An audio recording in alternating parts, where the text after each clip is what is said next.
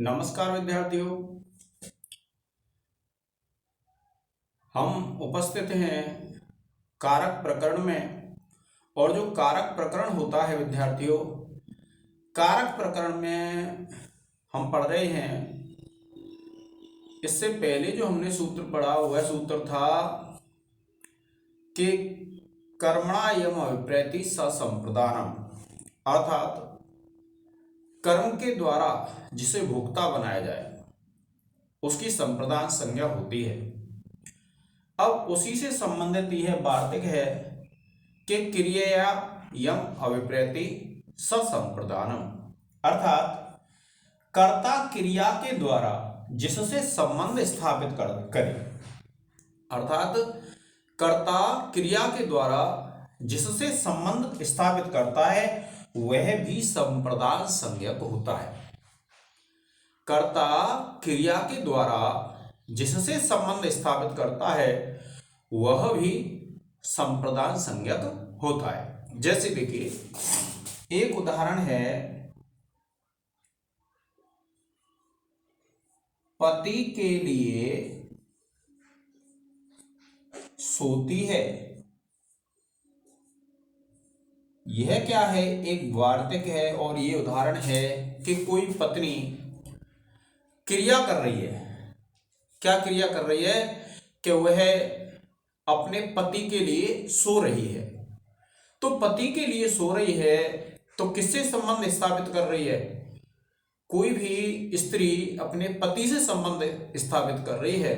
तो पति से जब संबंध स्थापित कर रही है तो ये जो पति है वो क्या हो जाएगा? संप्रदान संज्ञक हो जाएगा।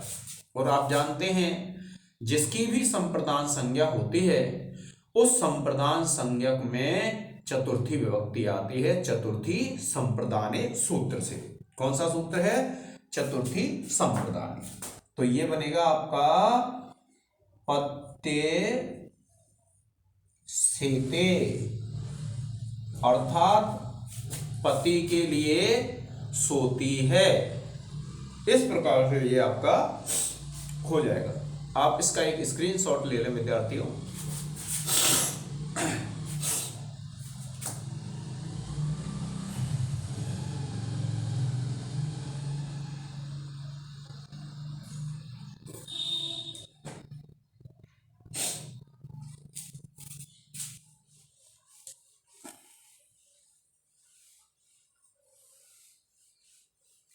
अब देखिए, एक दूसरा वार्तिक है।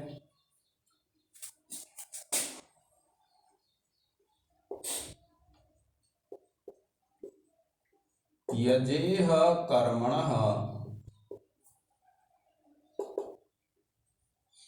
करण संज्ञा, यजेह कर्मणः करण संज्ञा संप्रदानस्य च कर्म संज्ञा।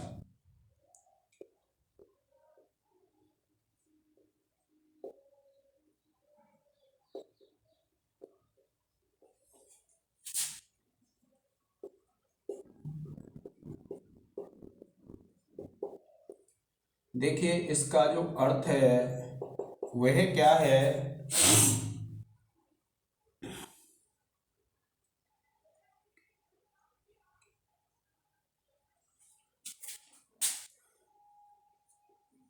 एक ही वाक्य में यज धातु के योग में, एक ही वाक्य में यज धातु के योग में यज के कर्म को करण संज्ञा,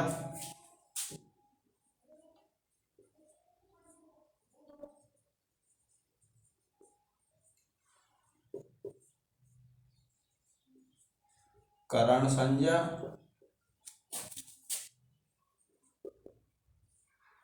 और संप्रदान को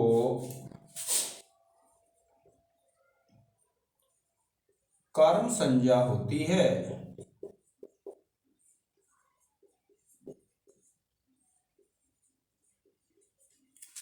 देखिए इसमें ये बताया है कि यदि कोई एक वाक्य है और एक वाक्य में यदि यज धातु का प्रयोग हुआ है तो यज धातु का जब प्रयोग होगा तो उसका जो कर्म होगा यज धातु को उसकी तो हो जाएगी कर्ण संज्ञा।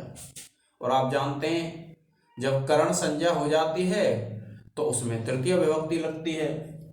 और जो संप्रदान होगा अर्थात जिसके लिए दान दिया जा रहा है वह जो संप्रदान होगा उसकी क्या हो जाएगी कर्म संज्ञा। तो आप जानते हैं उसमें कौन सी विभक्ति लगती है, कर्म में द्वितीय विभक्ति लगती है। अब देखिए उदाहरण है, जैसे उदाहरण है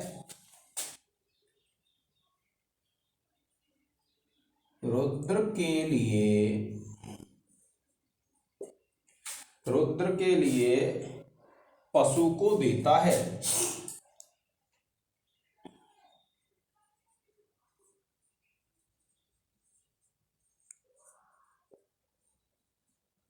तो अब देखिए ये तो हो गया संप्रदान। क्यों? क्योंकि जिसके लिए कोई चीज दी जाती है उसको कहते हैं हम संप्रदान। और पशु हो गया आपका कर्म।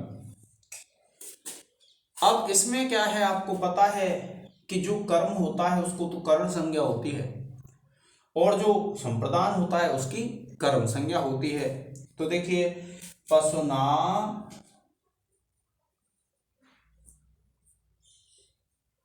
रुद्रम यजते। अब देखिए ये जो यज धातु है, यज धातु के कारण जो कर्म जो संप्रदान था उसकी कर्म संज्ञा कर दी। और कर्म संज्ञा करके उसमें कौन सी विभक्ति आ गई, द्वितीय विभक्ति आ गई।